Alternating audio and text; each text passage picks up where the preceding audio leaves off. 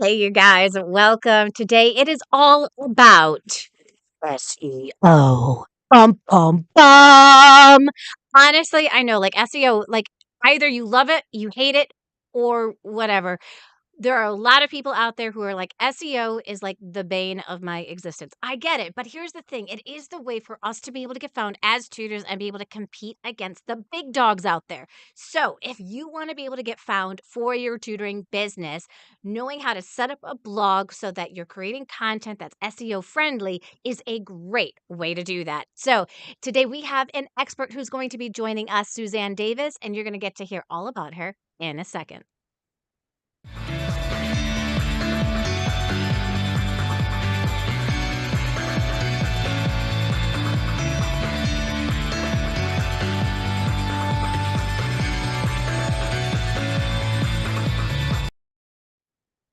Welcome back, you guys. I'm Joanne Kavinsky, and I have been helping online tutors since 2012. I started my online tutoring business in 2010, and one of the ways that I've gotten found is through SEO. And as soon as, Suzanne started to see that this is a way that you could get found, she was like, huh. I wonder if this could be the way that I try. Because we all try like lots of things in the beginning, right? And we come up with that secret formula that's going to work for us. And this was something that really works for Suzanne. And so I would love to be able to introduce you to Suzanne, who is one of the superheroes in our Insider Secrets Club, one of the coaches for our Jumpstart Your Online Tutoring Business Masterclass, and all over a great friend. Welcome, Suzanne. Welcome. That was lovely. Thank you so much, Joanne. Yeah. It's so awesome to always have you on here and talking about, the things that you've become so good at, over time. And a lot of people don't realize that we kind of all start in the same place with like this zero knowledge to kind of begin with. But Yeah. then we continually build and build and build on it until we can get better. And you're one of those people that has taken the time to really get good at blogging. Um, Let's before we start and talk about, blogging and SEO, tell everybody a little bit about, like, what you tutor and who your ideal student is. Well, I tutor academic writing, although I've expanded um, quite a bit more now to including helping people with, their graduate statement of purposes or high school students with their college personal statements. And so um, I really have like the ideal client is somebody who's uh, going into college, or usually for me, going into graduate school or even in graduate school. So Yeah, definitely people who are on that academic track. yeah, Um, and I'm gonna brag on you and for a little bit because something awesome happened because that's your ideal client, right? Picture this, you guys. She's really geared towards these college students, right? And academic writing, like, that's her ideal client. And so she starts writing this blog post. Doesn't think anything of it, like, of her being able to get into these classrooms in any way, right? But then a student finds her and they were like, "My professor made your blog post professional reading that we had to read for our class," which is hitting her ideal client. Tell us about that. yeah, that was so surprising to me. But yes, this student was a international student, kind of taking that first year writing course. It's the writing course that everybody takes in the beginning, but sometimes there's also a pre-course for that, in particular for people who are not as good at academic writing. But if this one was about pre-writing activities to kind of help you come up with that perfect idea for an essay. And it was really based on things that I had done that had helped students. That was at the heart of it. So I have this really good sense psychologically of what it is students struggle with, just based on that experience. So the student comes to me, finds me on Facebook, messages me and says, your post is required reading I have a question about it. Can you help me? And it was the weirdest thing. And I was like, I'm required reading. Yes, you're required reading. And I was like, oh, cool. And since then, I've noticed a lot of emails from professors kind of Uh-huh. coming to me, asking me about my content and asking permission to use it.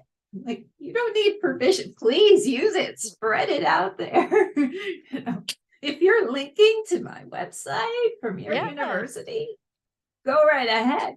You Yeah. know, um, and then I've had other people cite me Mm. for essays and things like that.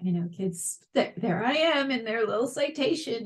They've asked if they can get an extra quote from me and things like that. So that's been really an unexpected benefit Yeah. of blogging for me, and it's something really cool. Yeah, absolutely, and it really goes and aligns with your business that you have and you're building, and so, I mean, that's really, really amazing. So, what do you think what for people that don't know what SEO is, what is SEO and why is it important for us as tutors? Okay, well, SEO, the technical term is search engine optimization, which doesn't really sound all that friendly. But what it is search terms that people type into a particular place like Google or Bing, right? So it's finding the right words, that right phrase that people are putting in the search box because it's something they're interested in or it's something they need help with. So it's a prime place to get found. In fact, I was looking this up the other day, and 71% of the traffic that comes from a search term, say it's academic writing coaching, for example, 71% of the traffic goes to the people on page one. So if you have content and things that you're creating, it's one of the things that Google recognizes, and they kind of elevate you so that you get higher and higher, because they see you as current, they see you as valuable, which is where blogging comes into play with all of that. I So love it. it's really helpful to your business. It's free advertising. Free advertising is what it is.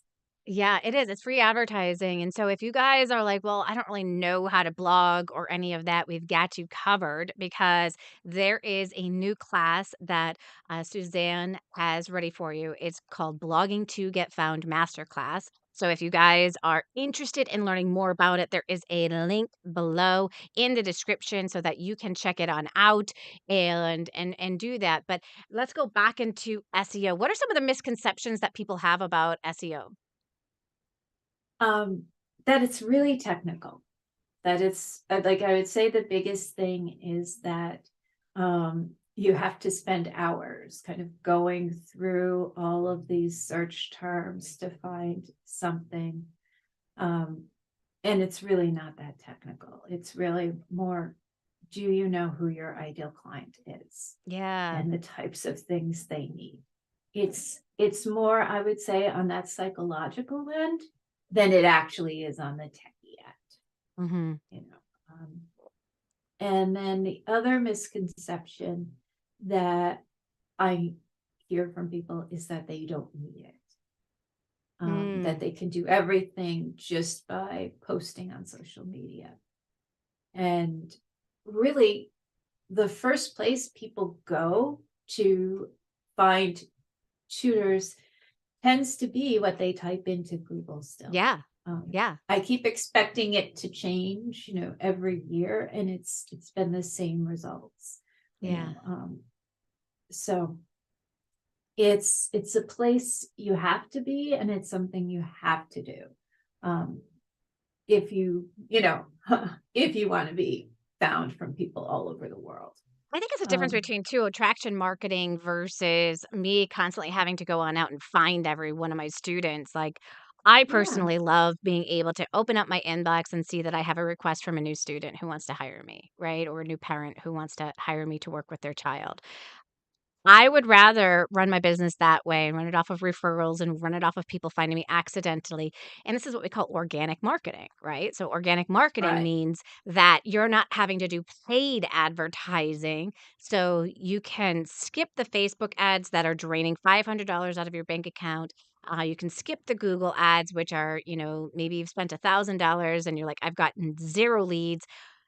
This is a way for you to also build up credibility, expertise, with people who try to find more about you. I mean, there's just so many amazing things that happen because of it. There's so many benefits to it, but I hear a lot of people, like, not really understanding that, like, they don't understand they need to have a website in order to do SEO because Oh, right, like, that's the biggest misunderstanding, and so they'll be like, "Well, I don't have a website." Well, then you can't do SEO. I mean, you could do SEO in a YouTube video and, like, optimize that video to help it to get mhm. found and that kinda stuff, but really, the whole idea is for, Google to organize all of these websites that are on out there in the world, and they organize them from most importance about each topic. It's actually a really incredible process. Yes, there are 1,000 different factors that take part into SEO, but there are only really 3 top ones that still play on top of everybody getting found, and those are the ones that we focus on. We don't focus on the other, 997 other ways that you can SEO optimize your stuff. We stick to the plain and simple ways so that it doesn't have to be so complicated and so hard. And you can then learn another thing to improve your SEO as you feel like you've mastered one thing and maybe improve another thing on SEO. So you can do that as well. What are some of the common mistakes that you've seen, people make when they are doing SEO for their blog or for their website? I think the first one is not thinking from their client's point of view when they come Mhm. up with search terms, right? So a lot of times, like, let me come up with an example. Um, it could be something really from the teacher point of view Yes. that people type in and what a teacher Yes. is looking for and Yes. not what a student is looking for. There's different language there, right? So, like, a Yes. teacher is going to have a little bit more jargon, possibly. Mhm.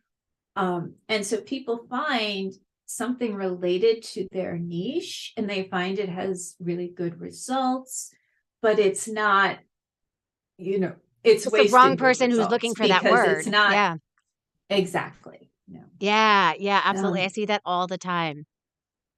so that's a big one. The other one is, I would say, picking a search term that has a lot of searches, but it has a lot of results too, right? You want to actually pick something that has results, but you can rank for those results.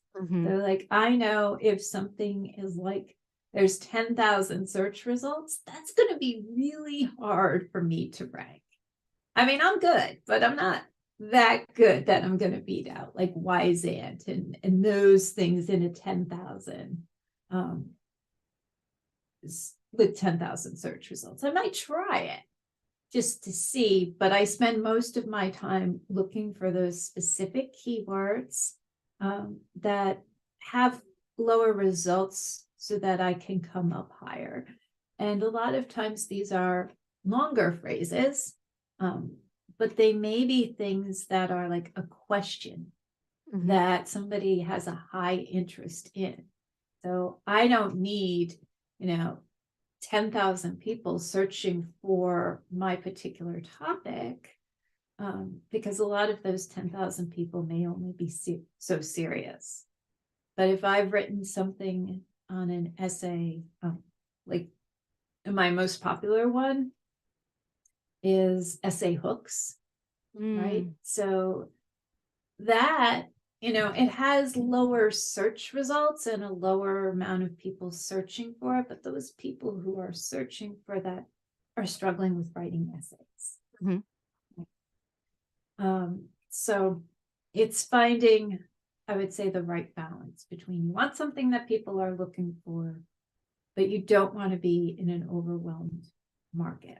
Yeah, absolutely. Because if we're looking, if and you had mentioned like the 10,000, searches, like, it seems so amazing, like, "Oh, 10,000 people are, like, searching for this, awesome!"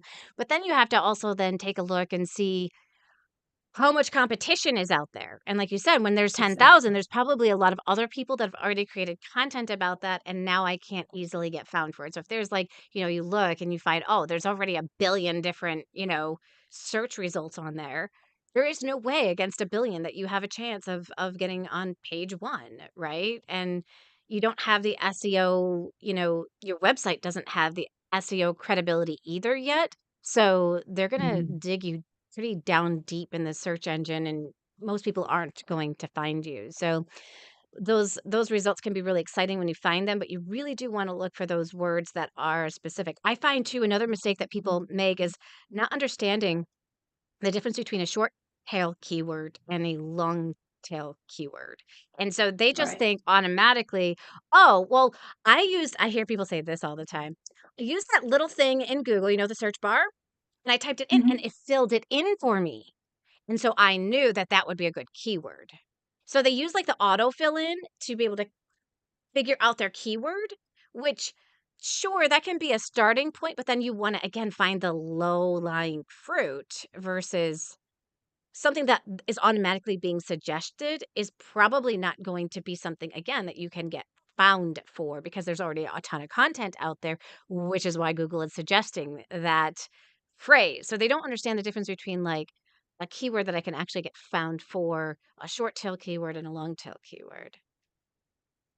Right. That's kind of why I always go back to the mindset of my clients, and I try and think of something that's 4 or 5 words, Mhm. or a full question. Full questions are really good.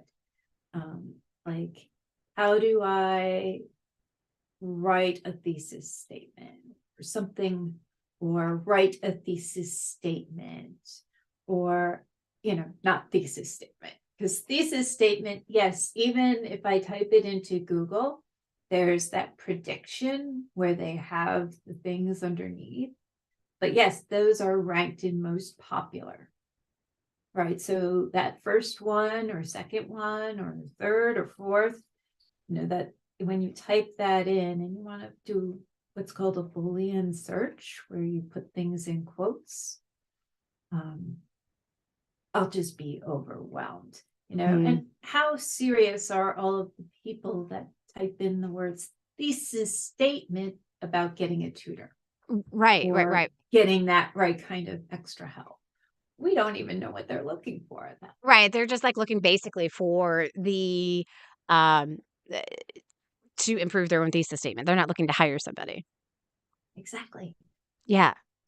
So, I think that's really, really important is thinking about, like, what types of products and stuff are they even buying before they start hiring a tutor, because that's already in their mindset that would be helpful for us to be able to get found for as well. What are some tools that you suggest that we use when we start to do the SEO, research and keyword research?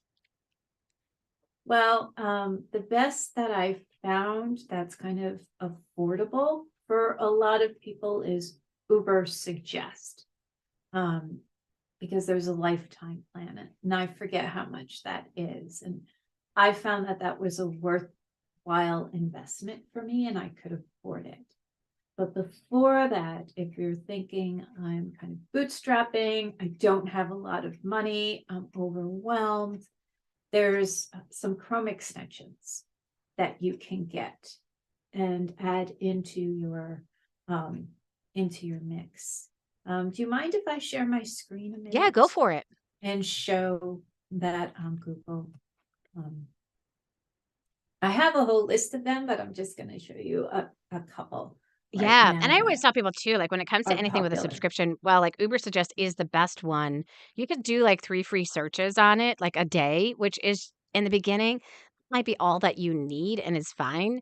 But, if you keep going back to something and you need it and you want it and you're like, I'm using it all the time, then go into the subscription. Like, don't go into like, I need to buy this right away mode because you're going to end up with a lot of subscriptions as an online tutor that you don't use and they just kind of sit there, unfortunately. Okay. All right. So let me share my screen and um, okay. So when this first one is called SEO Surfer. So when I use SEO Surfer, the trick is to come up with things um, that are popular, but not to put them in quotes, because otherwise it won't show you the monthly views. Just a little different than Uber suggests. So I'm going to put in how to write a thesis statement.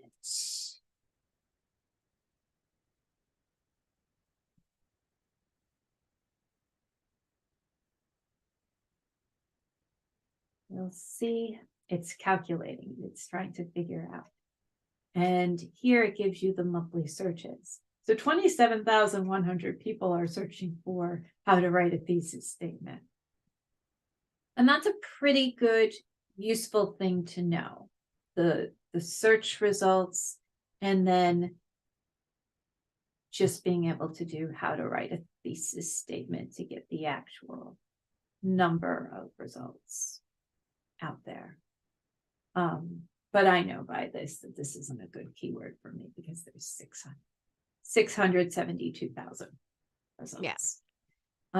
So that's SEO Surfer, and you can find that at their webpage, Surfer SEO. But that's basically all it does.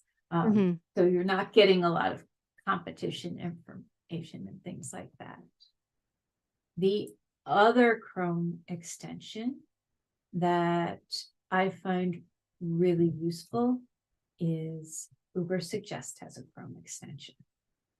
Now, Uber Suggest Chrome extension, it's down. I have it set up and it already started doing the work for me. So here it's showing me a little bit more information, showing me a little bit about the keywords, the overlap. And I wonder, different can you click on that? comments. Can you click on that, the down arrow and make it flip to the other way? That so it says Which down overlap and then arrow? volume. It says overlap and then volume. Nope, it says overlap and then yeah, right there. Like, will it flip it? Yeah, there you go. Because that's the easy way to find then the ones that are the low lying fruit. Right. Okay, so thesis generator tool.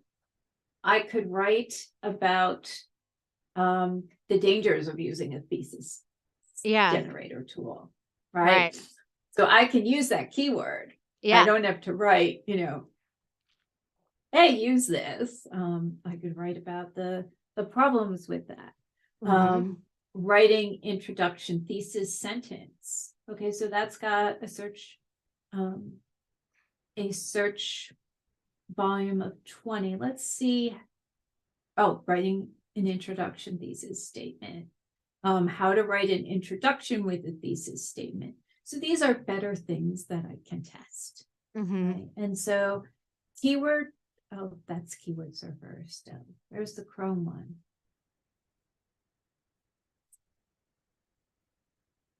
Did I turn Chrome on? Not Chrome. I mean, Uber Suggest.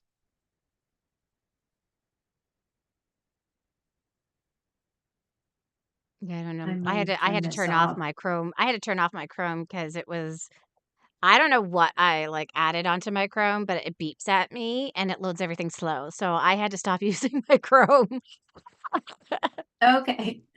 Well, something always happens when I share my screen and I'm on YouTube with you. But I know, right? there is a Chrome extension from Uber Suggest, and that gives you 40 free searches a day. Okay. So it's not going to give you the detail and everything else that you get in the complete Uber Suggest. But I find out like if you're just starting out and you're trying to see how much money you have to spend. I do think that both Surfer SEO and the Uber Suggest Chrome extension are good options. Yeah. Now, some people might be wondering, well, like, how do you still create like high quality content that appeals to the search engines and your target audience? Well, you should be first brainstorming ideas based on your ideal client. Test those ideas first. Mm-hmm. Okay. Don't just start with, oh,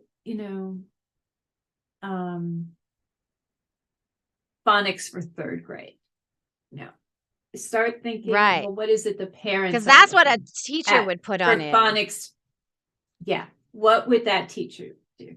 And then, not teacher, what would that parent do, or the groom, Yeah. or the person paying you? What would they be searching?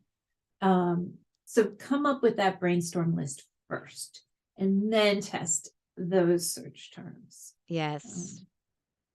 Yeah, I love that. I think that's fantastic. And listen to the questions that people really pose too. Maybe there's a good keyword search on that.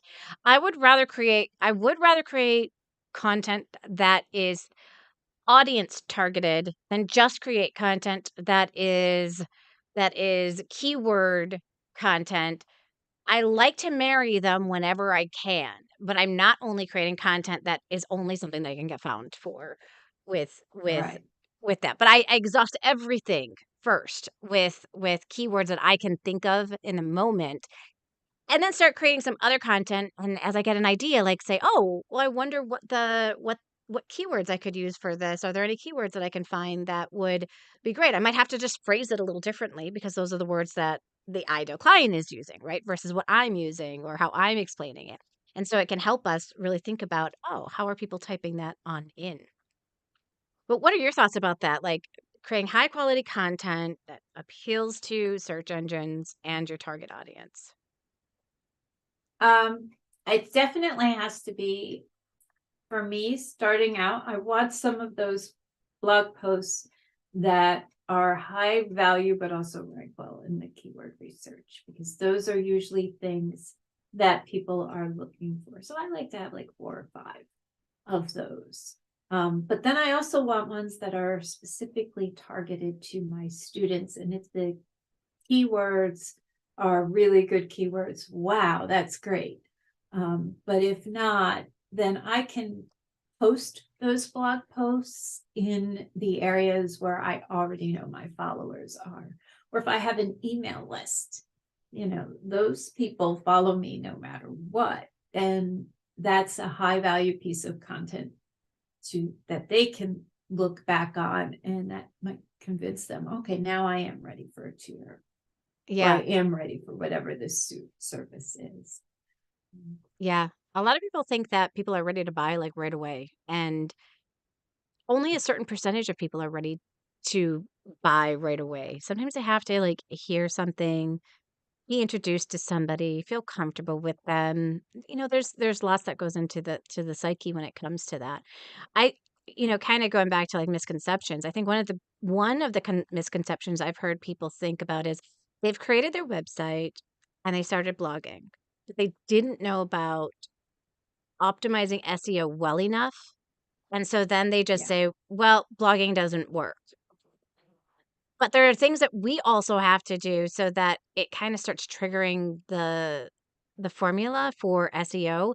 And that is we have to drive traffic to our content. So what are some ways that we can drive traffic to our blog post? You started talking about like email. That's a great way to be able to get the word out there. Like you've already written this post, tell your Mhm. audience about it, right? Because they already are Oh, listening to the things that you're saying. mhm. Oh, definitely. I find that you definitely want to be putting it to your email list once you've had an email list. Like, this, Joanne, but um, the statistics between people who buy from your email list and people who find like your social media, it's completely different. You stand a way better chance of converting people from email and content that you create for them. So there's definitely a lot to be said for emailing and kind of creating those things that's really valuable to them. I also do want breadcrumbs that lead to my website and lead to my blog posts. I found, well, for me, I work with some older people. I have found that LinkedIn's really good, because they're always kind of interested in a lot of those text things. They're more likely to kind of go back to a blog, and check things out. Pinterest still works for me. No, Hmm. and because I can create an attractive visual. Those visuals are called pins. You post it there with a description about the blog post. They click on that and they come right back to read your blog post. Yeah. So things that where you can be kind of luring them to your website from social media are also valuable. You definitely want to just not write it, put the keywords in it, and then say, okay, Suzanne told me SEO. Come on, customers, come rushing to me. Yeah. We have to do our job to drive traffic to it as well. And that begins getting everything in motion. So people need to know when you posted, and you can even retarget like a post. Like just because you wrote a post, um, 3 months ago, doesn't mean that you can't share about that post today, right? And you could let Yeah, people know, like, an older post that you've created, or, older content that you've created, you can drive traffic to that as well. It doesn't have to be, like, just when you publish it, that's the only time that you tell people that it exists. yeah, it's always good to go back, like something you've written, and update your posts too, Mhm. right? Because there are things that change, Yeah. new ideas you get, and when you update that, you can always kind of reshare and let people know in that. But definitely, kind of having things on hand. Like for me, I know there's certain um, types of season where certain writing and certain things are popular. So I find like I've written something before, instead of creating something entirely brand new, that's still something that I can send out because not everybody, 5 months ago was catching that Right, blog post. right. They'll Yeah, and that's the nice thing about there's a whole Pinterest. other group of people, and Yeah. if it's relevant, especially at that time, like maybe with finals or graduation or things like that, Yeah. Yeah, that might be timely to teachers' share that information conferences, again. you know. Yeah. Yes, yes, there's those timely pieces that we have to take into consideration with, like, repurposing it and sharing it out again and letting people know that it exists, because just because they read it the one time or they even listened to it, they might not even remember it, right? So even if they had read Yeah. it might be a good reminder for them on some of the things that you're talking about as well. Well, let's talk about 3 SEO tips for tutoring that's going to help tutors maximize their success with this strategy. What are your top 3 tips? Okay. Um, well, the first is to start with what you think are like the top 5 things people need from you, right? and and search those, and don't worry about it being like a really long process. I would say if you're spending more than like 15 minutes when you're starting out, don't, just go with the best one you can, because I find, people get sidetracked and then don't actually create the content. So my first tip, don't spend more than 15 minutes. Just make a decision and go with it. My second tip would be to always brainstorm first for a few minutes. Um, don't just go in cold and think this one topic. Mm, brainstorm a while so that you do have a few things that you can try. Um, my third tip would be to, if you're blogging, to create extra files, like extra pictures and things like that, that you can name with your keyword. mm, So, because those files, when you name them, that kind of boosts your ranking too. And that's a pretty easy thing to do, yeah. to with the photos that you're already creating, just remembering to name those. Name those with your keyword and add that keyword as well into your title. So you have to actually use the keyword in your content. Google can see everything that we write, right? Like so Yeah.